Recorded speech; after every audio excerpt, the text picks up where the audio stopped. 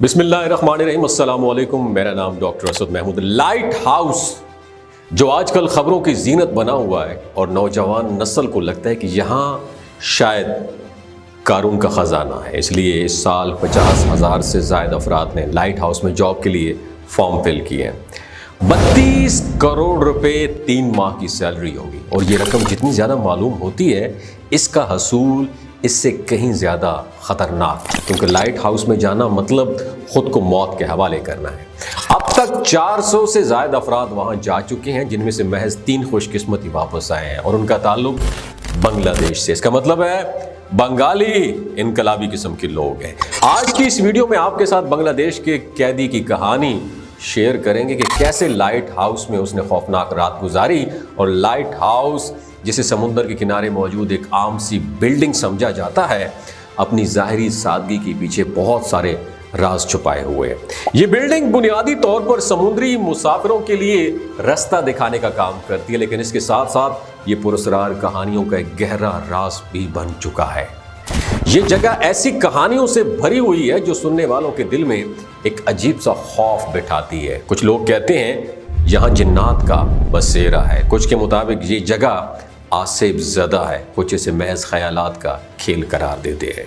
लेकिन कहानी यहाँ पर ख़त्म नहीं होती। बांग्लादेश से ताल्लुक़ रखने वाले एक कैदी की लिखी हुई डायरी में लाइट हाउस के हवाले से ऐसे इंकशाफात किए गए जिन्होंने लोगों को हैरान करके रख दिया है। वो शख्स जो वहाँ पहली रात गुजार कर वापस आया, उसके बयान सुनकर अकल दंग रह जाती है। उसके मुताबिक लाइट हाउस सिर्फ एक बिल्डिंग नहीं है, बल्कि एक ऐसी जगह है जहाँ इंसान का सामना अपने से बड़े, सबसे बड़े इंसान के खौफ से सामना होता है। और दिलचस्प बात यह है कि लाइट हाउस की बिल्डिंग का डिज़ाइन भी एक मुअम्मा है। कुछ लोग कहते हैं उसे इस तरीके से डिज़ाइन किया गया है कि वहाँ मौजूद लोग उलझन और बेचैनी का ताकि शिकार हो जाएं। उनके अंदरूनी रास्ते और उसकी गोल शक्ल ना सिर्फ जिस्मानी बल्कि जहनी उलझन पैदा करती है। और ये बात तो वाज़ेह है कि लाइट हाउस के बारे में जितनी कहानियाँ मशहूर हैं उतने उसके किरदार पर सवालिया निशान भी हैं। लेकिन क्या ये वाकई ही एक अजीबो गरीब मखलूक़ात की जगह है या फिर सब महज इंसानी तख़य्युलात का नतीजा है?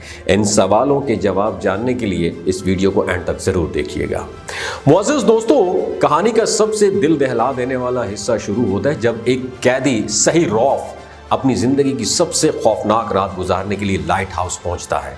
वो एक एग्रीमेंट के तहत यानी पैसों के लालच में यहाँ पहुंचा था, लेकिन जैसे ही हेलीकॉप्टर उसे वहाँ उतार कर चला गया, उसे ये रियलाइज़ हुआ कि वो एक ऐसी जगह पर है जहाँ खौफ हर तरफ साया किए हुए है। शाम ढलते ही अजीब सी खामोशी ने उस जगह को अपनी लपेट में ले लिया और समुंदर की लहरें मामूल से ज़्यादा तेज़ लग रही थी, लेकिन ये शोर किसी और ख़तरे का पेश खैमा था। सही रौफ के मुताबिक जैसे ही मगरिब का वक्त ख़त्म हुआ, पहली बार उसे एक अजीब व गरीब आवाज़ सुनाई दी और ये आवाज़ ऐसी थी जैसे हज़ारों औरतें एक साथ मातम कर रही हों। और एक मातम जैसा शोर उसने ख़ुद को तसल्ली देने की कोशिश की कि महज लहरों के गूंजें, लेकिन दिल मानने को तैयार नहीं था। सही रौफ ने खौफ के आलम में नमाज पढ़ने की कोशिश की, लेकिन जैसे ही वो रुकू में गया उसे लगा कि ज़मीन लरज़ रही है। वो बार बार अपने कान बंद करने की कोशिश करता, लेकिन वो आवाज़ें इतनी बुलंद थीं कि उनका रास्ता रोकना पॉसिबल ही नहीं था। ये सिर्फ आवाज़ें नहीं थी बल्कि एक ऐसा खौफ था जो उसके दिल की धड़कन रोक देने को तैयार था। रात मज़ीद गहरी हुई तो सही रौफ ने देखा कि समुंदर की लहरों से अजीब व गरीब साए उठने लगे हैं। वो साए कभी करीब आते, कभी दूर चले जाते और ये लम्हा उसके लिए नाकाबिल बर्दाश्त था, लेकिन उसके पास भागने का कोई रास्ता भी नहीं था।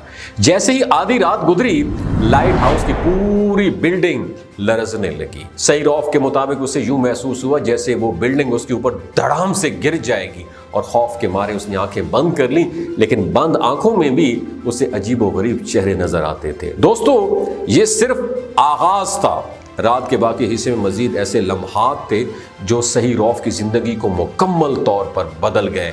लेकिन ये बात वाज़ेह थी कि लाइट हाउस की ये रात एक आम इंसान की हिम्मत को चैलेंज करने के लिए काफ़ी थी।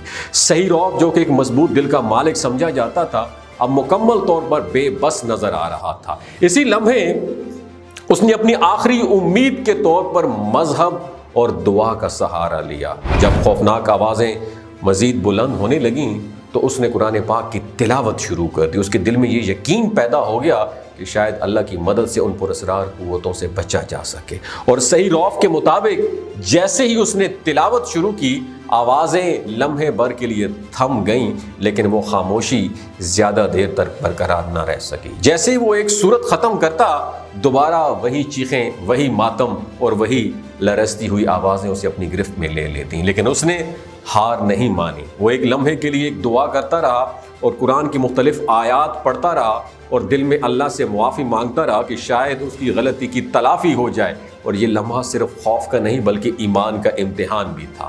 صحیح روف کا کہنا ہے کہ جب انسان خود کو بالکل بے بس محسوس کرتا ہے تو اس وقت دعا کی طاقت سب سے زیادہ محسوس ہوتی ہے. اور یہ دعا اور قرآن کی طاقت تھی کہ جس نے اس کی ہمت کو زندہ رکھا.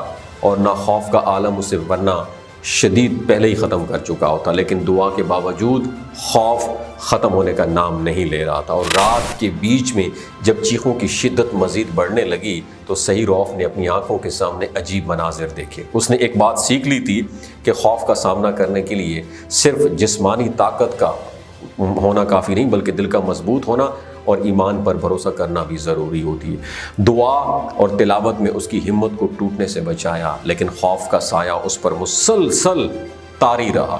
جیسے تیسے کر کے اس نے وہاں رات گزاری اور اگلی صبح اسے وہاں سے نکال دیا گیا. اور پیارے دوستو، ماہرین کا کہنا ہے کہ ایسی آوازیں سمندری لہروں، ہوا کے دباؤ اور وائبریشن کے نتیجے ہو سکتی ہیں جو انسان کے کانوں کو غیر معمولی لگتی ہیں.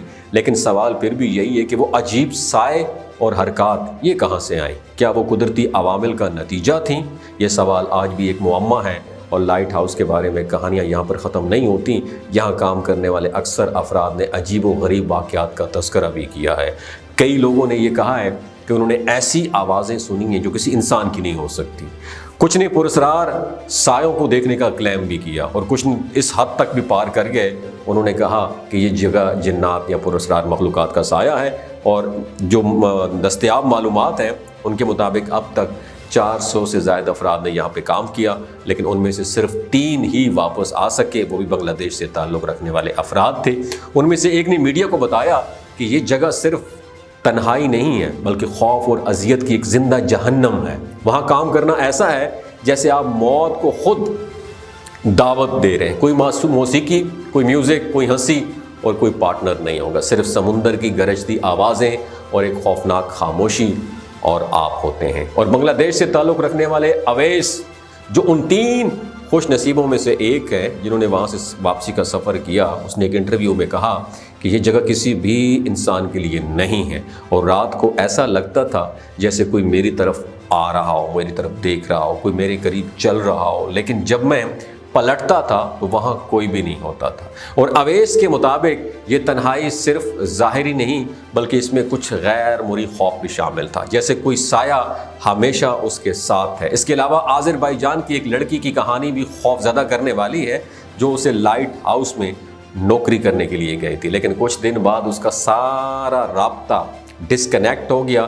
جب ریسکیو ٹیم وہاں گئی تو وہ غائب تھی. نہ تو اس کا کوئی سراغ ملا اور نہ ہی کوئی نشان ملا. اور اس کے اہل خانہ کو بتایا گیا کہ اس کی موت ہو چکی ہے. لیکن کیا وہ واقعی مر گئی یا اس کے ساتھ کچھ اور ہوا، یہ آج تک ایک معمہ ہی ہے. اور یہ بھی کہا جاتا ہے کہ اس لائٹ ہاؤس میں صرف ایک ہی انسان کو کام کرنے دیا جاتا ہے. اس کا مطلب ہے کوئی دوسرا انسان نہ آپ سے بات کرے گا نہ آپ کے ساتھ ہوگا. اور یہی تنہائی وقت کے ساتھ انسان کے ذہن کو مفلوج کر دیتی ہے. ابھی سری لنکن رومیش کمار وہاں جاب کر رہا ہے اور نئے سلیکٹ ہونے والے پاکستان کا مانسیرا سے تعلق رکھنے والا 19 سالہ شاہ زمان ہے. کیا لائٹ ہاؤس واقعی ایک پراسرار جگہ ہے یا سمندر کی خوفناک لہروں کی آوازیں اسے خوفناک بناتی ہیں؟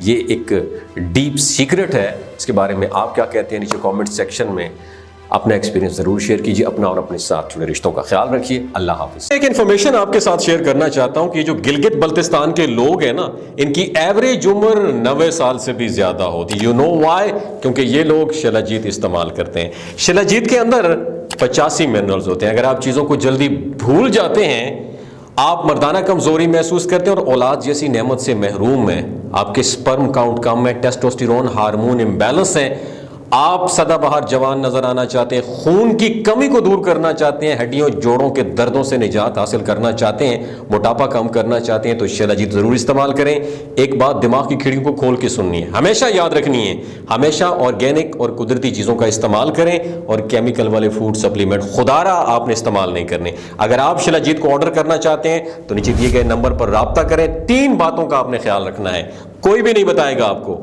حاملہ خواتین، ہائی بلڈ پریشر میں مبتلا افراد، اور 15 سے جو 20 سال کی نوجوان نسل ہے جو غیر شادی شدہ ہے، ایوی سیکشول پاور کو بوسٹ کرنا چاہتی ہے، تو ڈاکٹر کی ایڈوائس کے بغیر شیلاجیت استعمال نہ کریں۔ باقی سارے لوگ بے دھڑک گرمیوں اور سردیوں میں استعمال کر سکتے ہیں۔ بہت شکریہ۔